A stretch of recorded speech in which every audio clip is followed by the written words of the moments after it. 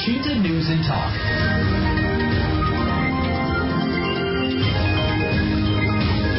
Kepala Dinas Kesehatan Jawa Tengah mengatakan ketercapaian vaksin booster di Jawa Tengah sebesar 25,70%. Meskipun belum mencapai setengah penduduk Jawa Tengah yang memperoleh dosis ketiga, vaksin booster tahap kedua sudah dimulai pekan ini untuk wilayah Jawa Tengah. Vaksin dosis keempat atau booster tahap kedua ini pun masih ditujukan bagi tenaga kesehatan yang bertugas. Seberapa penting vaksin booster tahap kedua ini dan bagaimana evaluasi booster tahap pertama di Jawa Tengah? Kita akan jumpai Subkoordinator Surveillance Imunisasi Dinas Kesehatan Provinsi Jawa Tengah, Dr. Atin Suesti.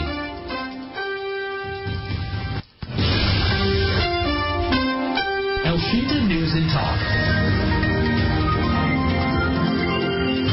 Bu Atin, ini berarti untuk untuk vaksinasi booster ini berarti sudah sampai tahap mana Bu? Berarti kalau di Jawa Tengah Bu?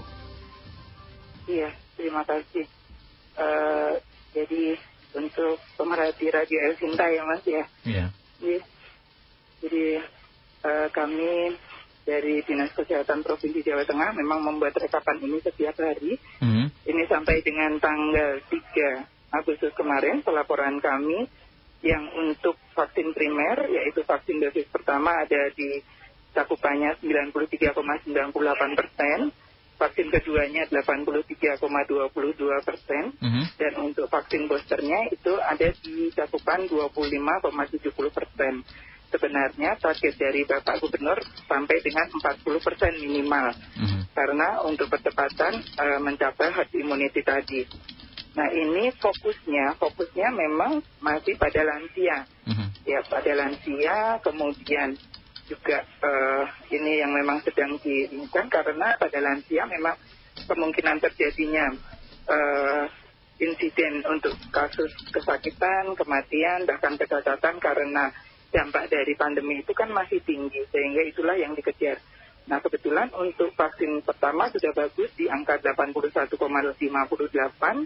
di cakupan P2-nya 68,47, dan P3 boosternya ini masih di 27,80%. Ini yang harus kita kejar. Nah termasuk di P3 yang tadi secara keseluruhan ya yang ada di Jawa Tengah. Nah, fungsinya untuk kenapa kok kita kejar terus yang untuk vaksin booster ini, sebenarnya kan karena vaksin pertama dan kedua sudah lebih dari 6 bulan. Otomatis untuk grafik kekebalannya juga sudah mulai ada penurunan. Nah ini supaya ini terjadi optimalisasi lagi, maka dikejar dengan vaksin booster yang pertama yang kemarin sudah kita lakukan. Nah ini yang sedang kami laksanakan secara serentak sebenarnya, tetapi ternyata masyarakat itu mungkin persepsinya karena sekarang tidak merasa bahwa COVID itu tidak seganas dulu. Jadi kalau misalnya terkena pun tidak parah misalnya ya. Nah kemudian persepsi-persepsi ini yang memang harus kita tepis, harus kita kembalikan ke mindset semula bahwa memang vaksin ini diperlukan untuk peningkatan atau optimalisasi dari kekebalan tubuh tadi. Maka mau tidak mau vaksin ketiga sebagai booster itu wajib dilaksanakan untuk bisa mendapatkan kekebalan itu. Sehingga kalaupun terinfeksi COVID-19 tidak akan menjadi kefatalan atau kesakitan bahkan menuju ke kematian tadi.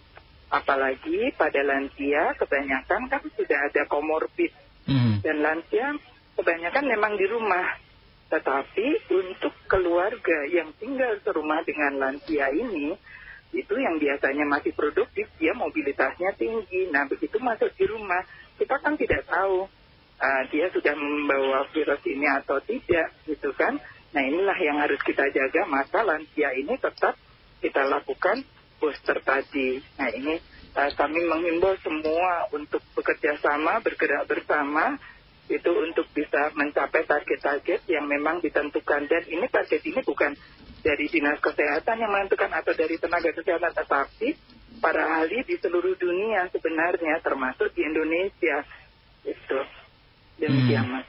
Oke, begitu. Jadi memang ini ya, tapi tadi saya lihat untuk vaksin booster ini masih sedikit, kenapa Bu? Rendah kenapa Bu? Itu tadi karena pengertian masyarakat, kenapa saya harus di booster? Padahal saya kan sudah mendapatkan vaksin pertama dan vaksin kedua, dan untuk saat ini keluhan yang terinfeksi oleh COVID tadi kan tidak begitu parah, ringan-ringan saja. Oh ya, paling dia batuk pilek, kemudian ada demam gitu kan. Dan banyak yang tidak masuk ke rumah sakit, cukup dengan isolasi mandiri 5 hari, mungkin dilakukan tes kembali atau PCR maupun rapid antigen, dia sudah negatif. Nah, yang harus dipahamkan, kenapa kok terjadi kondisi-kondisi yang ringan, lebih ringan daripada di tahun 2021. Karena sudah mendapatkan vaksin pertama dan vaksin kedua, sehingga di situ sudah terbentuk kekebalan tubuh yang diberikan dari vaksin tadi. Nah, sehingga pada waktu terkena tentu dia akan lebih ringan keluhannya. Tidak seberat pada waktu belum mendapatkan vaksin maupun baru vaksin pertama. Nah, harapannya dengan diadakan booster ini, maka grafik vaksin yang sudah mulai menurun karena sudah lebih dari 6 bulan, ini sudah akan ditimbulkan lagi, dipicu lagi sehingga dia bisa optimal. Begitu, Mas. Iya, baik. Ya. Kalau booster ini berarti tercapainya tadi berapa? 40% ya, Bu?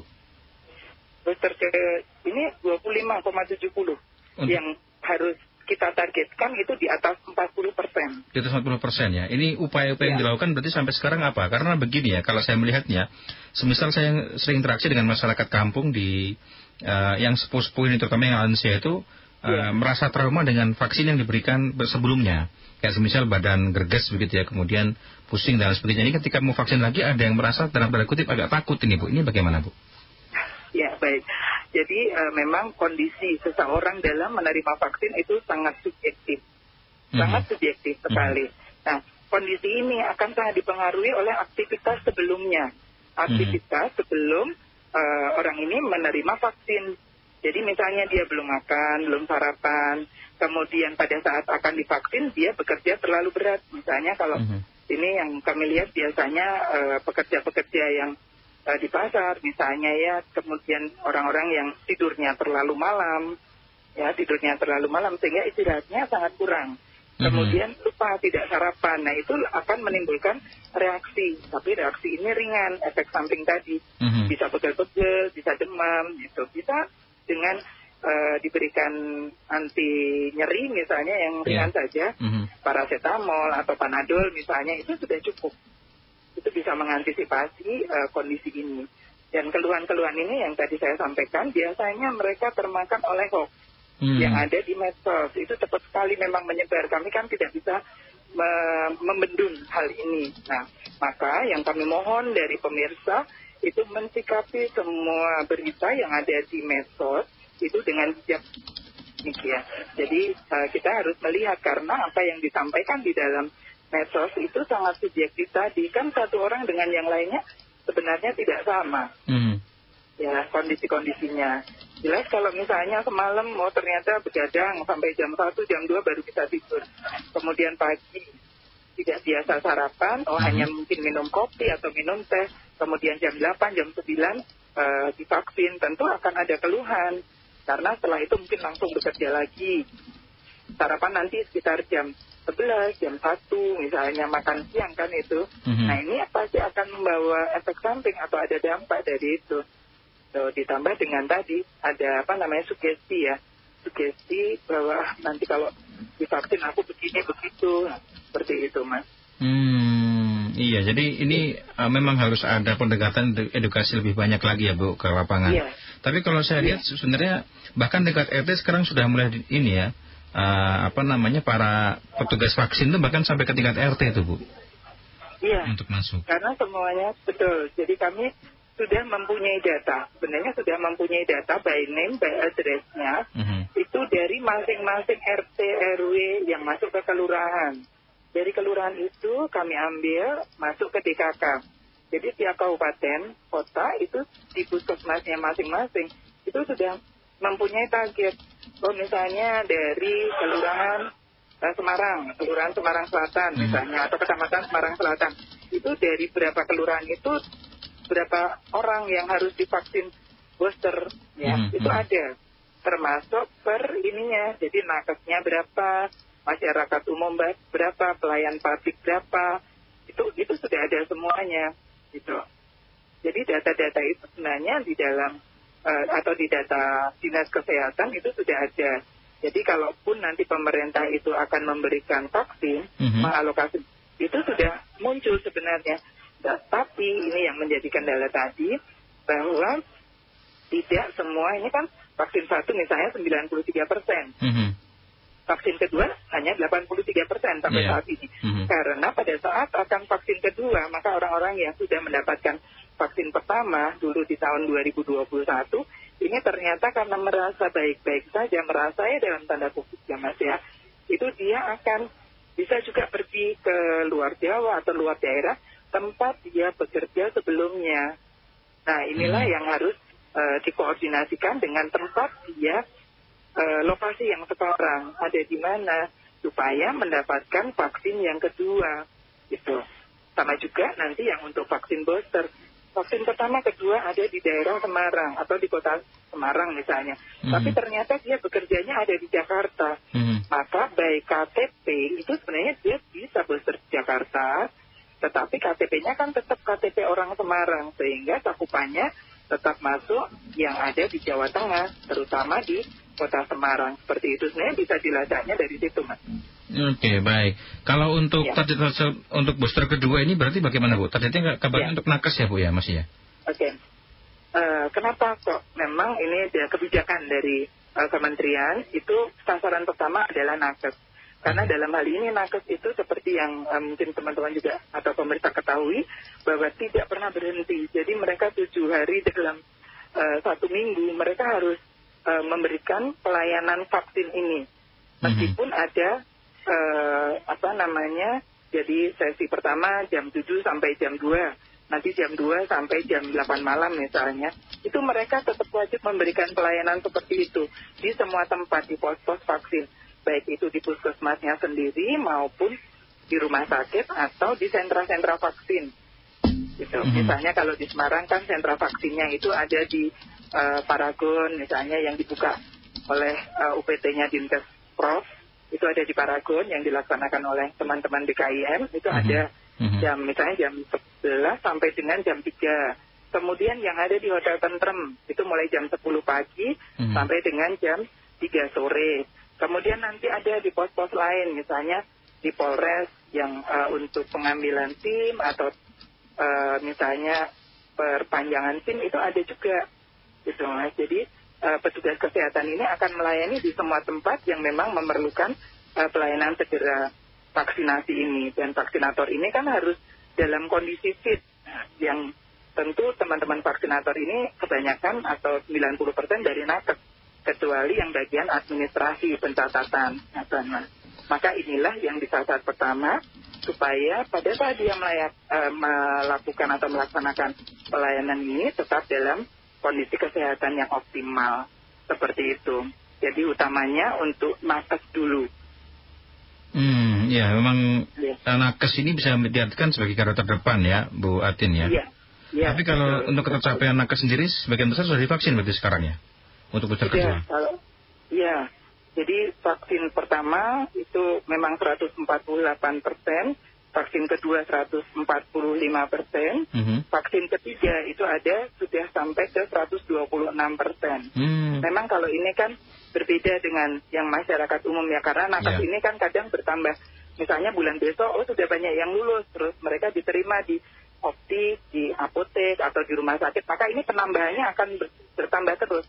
Jadi tidak bisa diprediksi, harus 100%, tidak Mas. Mungkin bisa lebih, target kita mungkin kemarin hanya 90.000 orang, tapi ternyata dengan mereka lulus jadi perawat, jadi bidan, jadi apoteker, itu pada saat dia bekerja kan harus langsung diberikan vaksinnya tadi yang booster. Maka ini tentu ketercapaian cakupannya juga tinggi, demikian.